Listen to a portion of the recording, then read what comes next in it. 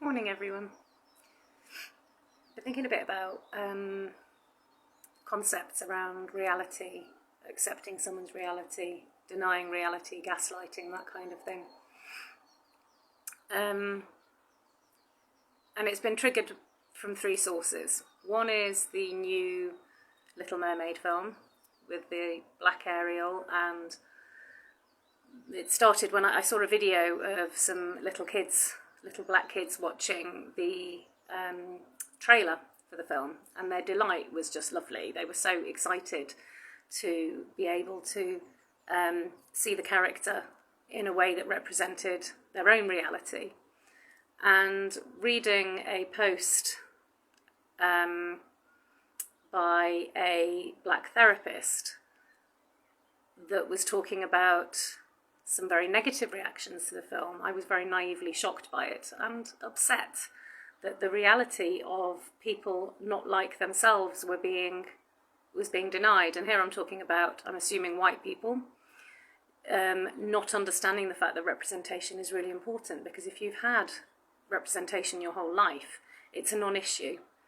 And it only becomes an issue for yourself, when it directly impacts you. So there's something really important about accepting someone else's reality, even if it doesn't resonate for you, even if it doesn't make any sense to you, because just because you haven't experienced it doesn't mean it's not true. And I read something about empathy, which was saying that empathy isn't knowing how someone else feels, or isn't walking in someone else's shoes. It's understanding that people wear different shoes, and that you may never feel how someone else feels walking their path, but that doesn't invalidate their experience. And then a couple of days later, I was reading a post by my eldest brother, who posts a reasonable amount about his experience of being misdiagnosed with schizophrenia a couple of decades ago, I think it was now. And I was talking to him about one of my children who has just started feeling funny feelings about other people, so getting a sort of a sense that someone is not a good person. And my other child has been doing this since she was a tiny baby. Like, she's been very clear that certain people she doesn't want to be around and other people she's happy to be around. But he's been very different, and he's been very accepting and very loving towards almost everyone. And recently he has started feeling negative feelings about specific people, and it was making him feel quite anxious. And my approach to this was to say to him that it's important to trust his feelings, so that we all have an antenna that allows us to pick up information from the world that we're not viewing directly. So we take in information subconsciously and we process it, and our body gives us back information about what we're picking up. So we might get images in our head about someone, or we might have thoughts about someone, or feelings about someone. And I was saying to him that it's really important to trust your body's reactions, because your body is giving you information. It's feeding you back information that your body has picked up from the world. So in a sense, your body and your mind pick up all this information. Some of it's obvious, like we see a tree outside, we hear the birds singing, we can see a car coming towards us. And so we act on this stuff that we see consciously.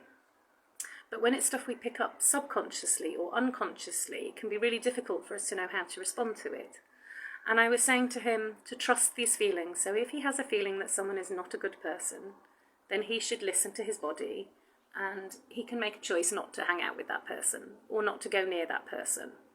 But I also said that when you don't know why you're feeling like that, it's really important not to make any assumptions about who that person is or about why you feel that way. Because it could just be that you're not a good fit with that person. You two are just never destined to be friends.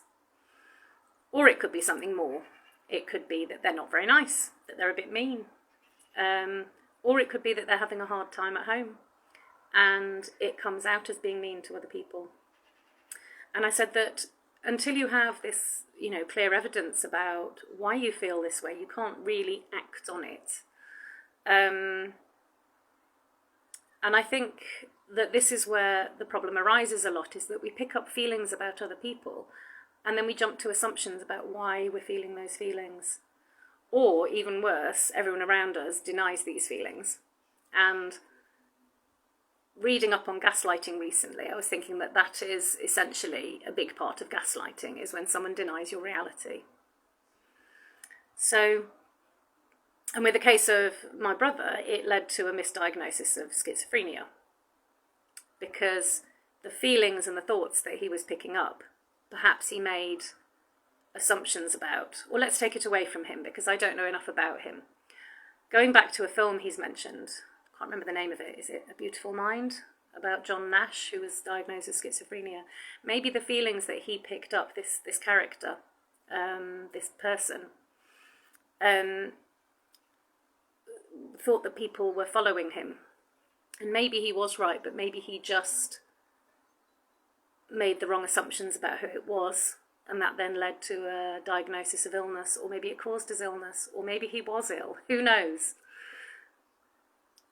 But a huge part of mental ill health within families can be caused by people's reality being denied. And so bringing it back to my son, I was very clear when he told me about how he felt, that I could not say to him, don't be silly, there's nothing wrong with these children.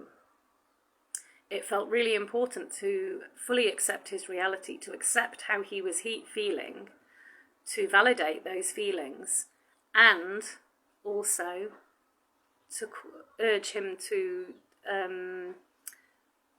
use a little caution in making assumptions about why he was feeling those feelings. So the solutions we've come up with is that he just stays clear of those kids, that you don't have to be friends with everyone. You can choose not to hang out with certain people, but also there's no need to be rude. So if they say hi, he can say hi back and then just walk on.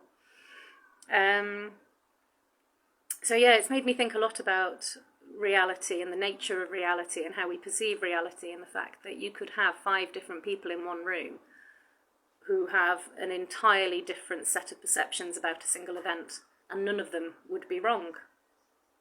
They would all be as a result of their experience, their past, the lens that they look out through the world, that they used to look at the world through.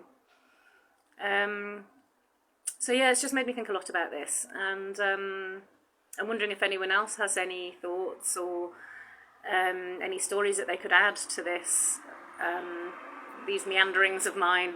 I'm still sort of partway processing around all this, as you can probably tell. I haven't formed any clear conclusions here. Maybe 1 or 2, but I haven't reached the end of the processing on this.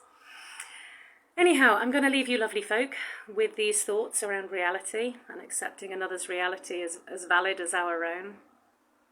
And maybe just, I suppose for me it's really important, just to finish off this, to say it's really important to just maintain curiosity about other people's stories, about their realities, a genuine curiosity, an interest in someone else. And for me, I think that's what empathy is. It's about maintaining trust in that person, that I believe that they feel what they're feeling and they experience what they're experiencing.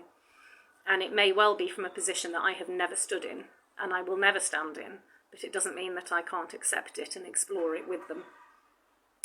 Anyhow, have a wonderful Friday, everyone, and take a good break this weekend, and I will return on Monday.